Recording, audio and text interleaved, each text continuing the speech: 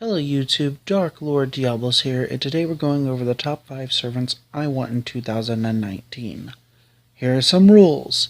1. They cannot be already released on a banner, meaning Musashi, Moriarty, Lobo, Emiya Alter, and Assassin no Shinjuku are out, mainly because I have almost all of those except for Musashi, and since they're already out, that kind of makes this list unfair for other servants, because I can possibly fill them up with almost half of them. Number 2, this is all in my opinion, and it's a mixture of random servants that are coming out this year. So if there's a servant that you don't like that's on here, well, too bad. So let's get on with the list. Number 5, Tomo Gozen. This servant will be coming out in the premiere banner for the Remnant 3. I don't remember what Remnant 3 is called, but it's the one with Musashi themed on it. She is a 4-star single target servant with 9,946 attack and 10,804 HP, with a deck of 1 quick that hits 3 times, 2 arts cards which hits 2 times, and 2 buster cards which also hit 2 times. The extra card does a total of 5 hits. Being a single target buster archer makes her kind of relevant in the current meta, thanks to Merlin. Dear old Merlin. She's also very useful. And not only that, she's simple for new players who just get into the game to use if they just so happen to pull her. With her skill Madness Enhancement E, she increases all of her buster attacks, which is kind of rare on a non-Berserker servant, since that is mostly a class skill. The only one that I can think of that has that skill that is non-Berserker is Kaohime Lancer from the previous summer banner. If there are any more, I don't know them sadly. With the use of her Demonic Oni Nature B after collecting her crit stars with Chaotic Battle B, just let her MP go and watch her annihilate everything that stands in her path, if it's a boss or just a single enemy. She is simple, and I really love simple. Simple's easy and fun to use sometimes, and I just really love her emote. Number 4. Alter Ego class, 5-star Melt Lilith. Now, considering we're getting a few Alter Ego classes in the month of May, I decided to pick Melt Lilith because I'm more of a leg guy than I am a boob guy, and Kiara is Kiara. She is a quick-based servant with 2 quick cards that hit 4 times, 1 arts card that hits 2 times, 2 buster cards with a single hit, and an extra card hitting a grand total of 6 times. She has an attack of 11,692. That may seem on the low side, but you gotta remember, she has a crap ton of class advantage against most classes. Her Alter Ego skill gives her an advantage over all cavalry classes, assassins, berserkers, casters, riders, and as soon as we get them, foreigners. So in my opinion, that makes her quite a decent class compared to the other classes, even though I do have my love for Avenger. She is kind of a servant born from the mind of that bloody freaking Moon Cancer BB, but despite that, I do like her. She takes more of BB's prideful personality and adds a little soon to it. The only problem is with her servant is that she does have debuffs on part of her skills. Her charisma-like skill does do a defense debuff, and her virus skill, the one that increases her MP, does decrease your other party's MP by 50%. But what do you expect from a weapon literally designed to kill all humans that have stilts permanently attached to her legs? And besides, those debuffs will get fixed with a rank up quest later down the line, and by that time we will have Scotty. Rise of the Quick! Yeah. Number 3. The great detective himself, Sherlock Holmes. The deck of 2 quick, which does 3 hits, 2 arts that also does 3 hits, and 1 buster that does 4, while his extra card does 5, he makes his home as a good art servant, able to increase his MP quite often. Let me be honest here, I don't want him to use him much, but if I do get him, I will use him, but because he's one of my favorite book characters of all time, next to Ben Dantes, the Count of Monte Cristo himself. But don't let this deter you from this amazing servant. Like a good gothic girlfriend, Jolter, he brings a new playstyle to the game, Arc Quick. He works as a support servant with his natural insight, A++, gaining critical stars and NPC on one enemy, which helps out if you're in a pinch and your enemy servant's about to do an AoE blast that's gonna wreck your shit.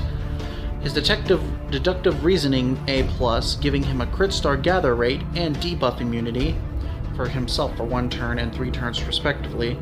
Crit star for 1 turn, the immunity for 3 turns. And his arts increase that also applies evade. That's kind of a similar skill to Jolter, which does a buster increase, but instead of getting evade, she gives you an invincibility. Now, this playstyle I've heard is difficult to pull off, but it's fun. For a ruler, he has the highest being 11,776 max, not grailed. I forgot to get the grailed stats. If anything, you can use him to beat the shit out of BB because he's a ruler class and that's her only bloody weakness, which gives me a question. I still haven't know why he's a ruler class, but I guess he tried to one-up Moriarty because both of them are supposed to be casters and Moriarty is an archer. But in all seriousness, he's a really good servant, since his passive art skill grants him a modifier of 12%. His MP can really hurt your enemy as it decreases all enemy debuff by 50% and increases crit by 100% if maxed. So, being that he's the strongest ruler, and rulers are resistant to everything but Avenger and Berserker, he's a really high defensive servant with a decent attack. And it really goes out with her playstyle, considering most rulers don't really have an offensive Noble Phantasm besides Martha Ruler, Shiro Akamine, and Ket's Ruler. I have to mention the JP servants. So, if you don't think you could construct a decent team to win with him, it's only elementary, my friend. This one's gonna be a summer servant, and no, before anyone puts down, it's not Caster Nero. Don't worry though, I will get to her eventually. You're welcome, Greece. Number 2, Atoria Pendragon Alter Summer. She is a 5-star rider with 10,776 attack and 14,256 HP. The deck of 2 quits with 3 hits, 2 arts with 3 hits, 1 buster with 2 hits, with 5 hits on her extra. We knew she would be coming because we got her counterpart last summer, and I'm pretty sure eventually we're going to have an altar to every saber phase they bring out. Well, what's there is to say about her? She's literally Salter in a maid outfit, so why not? I would end the segment right then and there, but I'm actually going to put some reasons other than fetishes to why I want her. She's a quick single target rider, which has a skill to decrease her cooldown. Well, what are you going to use that on?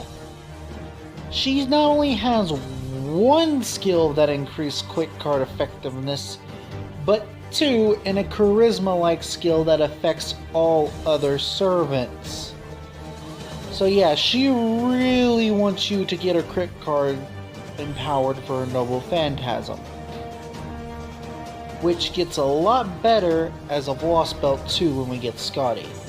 She's a good servant that can stand next to her counterpart, and also has an inflatable Excalibur Morgan, kills people with a mop, has a bike and a sniper rifle Noble Phantasm, 6 hits on a single target enemy, charge her MP by 10% with a reduced crit rate on overcharge.